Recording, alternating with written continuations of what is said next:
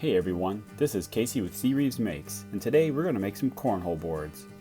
There's nothing better than challenging some friends and family to a good game of cornhole, so let's get started. I'm building 3 sets of boards, so let's start by breaking down some 3/4 inch plywood by dividing it into 24-inch crosscuts. I'm using my Kreg ACS plunge saw as it makes it way easier to get nice clean cuts that are ready to work with. I'd like to thank Kreg Tools for sponsoring today's video and also for supporting my channel.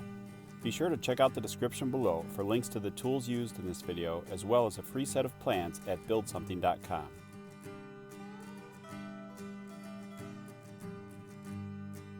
Once all the crosscuts are complete, I clean up the ends as well.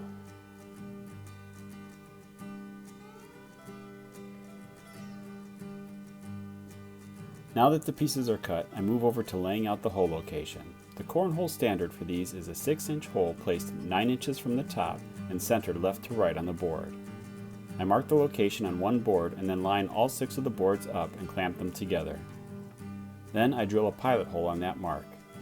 Being that all the boards are clamped together, you can gang drill the first 5 boards using the previously drilled hole as a pilot for the hole saw.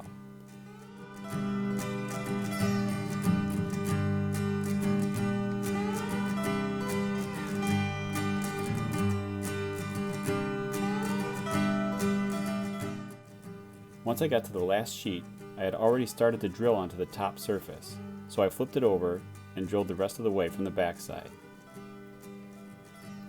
This prevents the plywood from ripping and tearing out.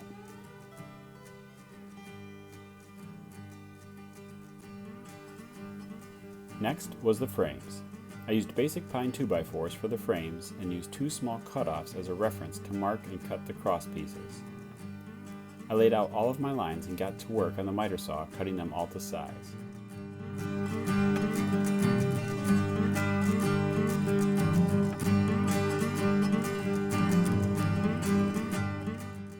After they were cut, I decided that I wanted to rip the standard 2x4 roundovers off to give it a more squared and finished look. I did this using my table saw. And then it was on to some pocket holes.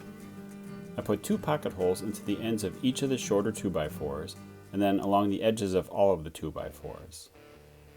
To build the frames, I set up my ACS table as an assembly station and laid down some glue mats.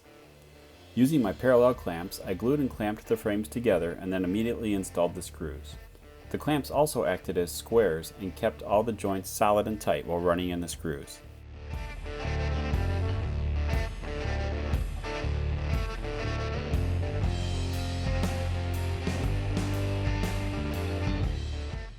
To install the top, I flipped everything over and applied glue to the edge of the entire frame. Then I flipped the frame over onto the underside of the plywood. Keep in mind that some plywoods have a show side, which is better looking than the second side. Once the frame was down, I lined up one corner and added the screws, and then I worked my way around the perimeter adding all the screws. Once the screws were done, I flipped the board over and then ran a flush trim bit around the entire top edge. This just cleans up any remaining plywood that is overhanging the 2x4 frame.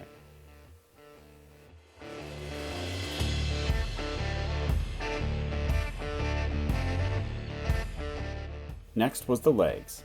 The standard board sets have a 12-inch height from the top edge of the board to the ground.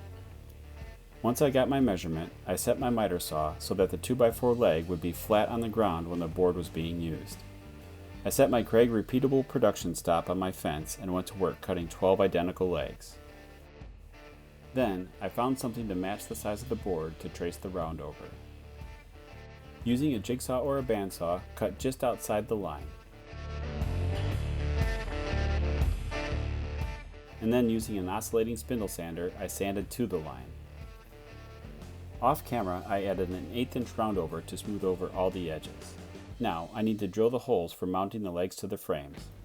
I set up my fence on my drill press to allow me to drill into the center of the end where the leg will pivot. Again, having this table and repeatable stop allowed me to do this quickly without having to mark each of the 12 pieces. To mount the legs to the inside of the frame, set the leg into the frame in the closed position. Insert the 3/8 bolt and tap it in with a hammer.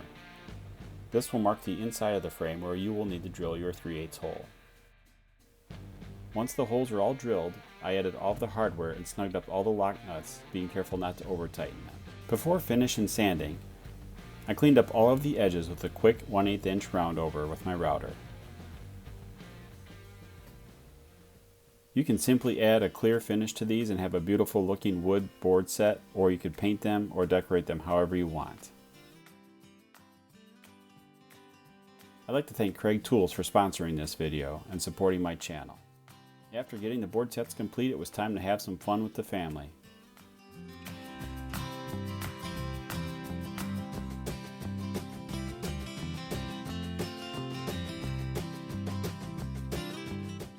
I'm Casey with CReeves Makes, and thanks for watching.